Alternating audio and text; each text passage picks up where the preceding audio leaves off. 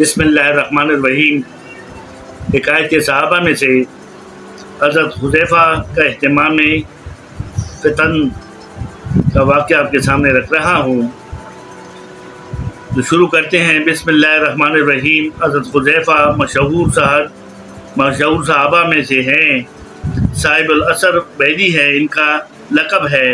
حضور صلی اللہ علیہ وسلم نے منافقین اور فتنوں کا علم ان کو بتا دیا تھا۔ کہتے تھے کہ ایک مرتبہ حضور صلی اللہ علیہ وسلم نے قیامت تک جتنے فتنے آنے والے ہیں سب کو نمبر وار بتا دیا تھا۔ کوئی ایسا فتنہ جس میں 300 آدمیوں کے بقدر لوگ شریک ہوں، حضور صلی اللہ علیہ وسلم نے انہیں چھوڑا، بلکہ اس فتنے کا حال اور اس کے مقتدا کا حال میں ان کے نام کے نیز ان کو ماں کا نام، اس کا بھی باپ کا نام، اس قبیلے کا نام صاف صاف بتا دیا تھا۔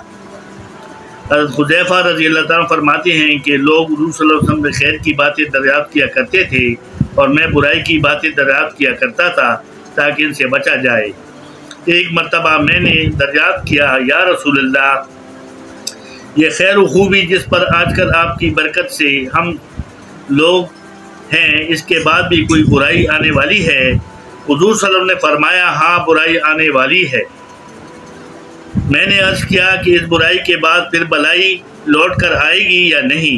حضور صلی اللہ علیہ وسلم نے فرمایا کہ حذیفہ، اللہ کا کلام پڑھ اور اس کے معنی پر غور کر، اس کے احکام کی اتباع کر۔ مجھے فکر سوار تھا، میں نے عرض کیا، یا رسول اللہ، اس برائی کے بعد بلائی ہوگی؟ حضور صلی اللہ علیہ وسلم نے فرمایا، ہاں پھر بلائی ہوگی، لیکن دل ایسے نہیں ہوں گے جیسے پہلے تھے۔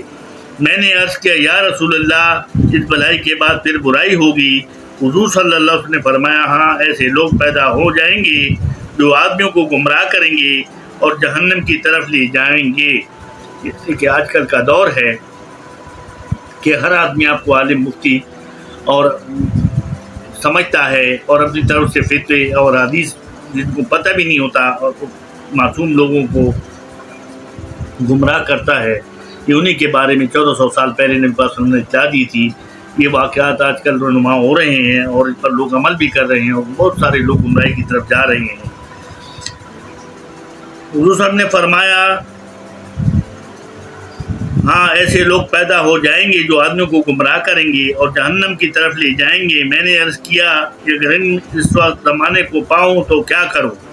حضور صلی اللہ علیہ وسلم نے فرمایا، اگر مسلمانوں کی کوئی متحدہ جماعت ہو اور ان کا کوئی بادشاہ ہو تو اس کے ساتھ ہو جانا، ورنہ سب سے فرقوں کو چھوڑ کر ایک کونے میں علیحدہ بیٹھ جانا یا کسی درخت کے جڑ میں جا کر بیٹھ جانا اور مرنے تک وہیں بیٹھے رہنا، کیونکہ ان کو منافقوں کا حال حضور صلی اللہ علیہ وسلم نے سب کو بتلا دیا تھا۔ اس لیے حضرت عمر رضی اللہ عنہ سے دریافت فرمایا کرتے تھے کہ میرے حکام میں سے کوئی منافق تو نہیں؟ ایک مرتبہ انہوں نے عرض کیا کہ ایک منافق ہے، لیکن میں نام نہیں بتاؤں گا۔ حضرت عمر رضی اللہ تعالیٰ عنہ نے ان کو معذور کر دیا، غالباً اپنی فراست سے پہچان لیا ہوگا۔ جب کوئی شخص مر جاتا تو حضرت عمر رضی اللہ عنہ کو تحقیق فرماتے کہ حذیفہ ان کے جنازے میں شریک ہے یا نہیں۔ اگر حذیفہ شریک ہوتے تو حضرت عمر بھی نماز پڑھتے، ورنہ وہ بھی نہ پڑھتے۔ حضرت حذیفہ کا جب انتقال ہونے لگا تو نہایت گھبراہٹ اور بے چینی میں رو رہے تھے۔ لوگوں نے دریافت کیا اور فرمایا کہ دنیا کے چھوڑنے پر نہیں رو رہا ہوں، بلکہ موت تو مجھے محبوب ہے، البتہ اس پر رو رہا ہوں کہ مجھے اس کی خبر نہیں کہ میں اللہ کے راضی پر جا رہا ہوں یا خوشنودی پر۔ اس کے بعد کہا کہ میری دنیا کی آخری گھڑی ہے، یا اللہ تجھے معلوم ہے کہ مجھے تجھ سے محبت ہے، اس لیے اپنی ملاقات میں برکت عطا فرما۔ میرے دوستوں بزرگوں، کتنا زبردست واقعہ ہم نے پڑھا اور نبی پاک صلی اللہ علیہ وسلم کی یہ حدیث جو آج کل پوری ہو رہی ہیں اور قیامت آنے تک پوری ہوتی رہے گی، وہ نشانیاں بہت ساری جو آ رہی ہیں، کچھ پوری ہو چکی ہیں، کچھ دنیا میں تو چل رہی ہے اور کچھ قیامت تک آتی رہیں گی۔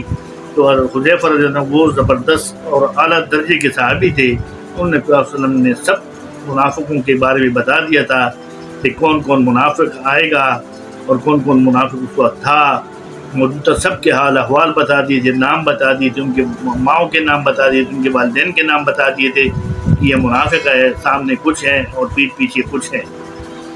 پھر اتنا مرتبہ ان لوگوں نے پایا کہ حضرت عمر رضی اللہ تعالیٰ عنہ پوچھتے تھے جب کوئی فوت ہو جاتا تھا کہ حذیفہ رضی اللہ تعالیٰ عنہ ہمارے جنازہ میں شریک ہے یا نہیں۔ اگر وہ ہوتے تھے تو وہ پتہ چلتا تھا کہ مسلمان ہے، اگر وہ نہیں ہوتے تو اس سے پتہ چل جاتا تھا کہ منافق مرا ہے۔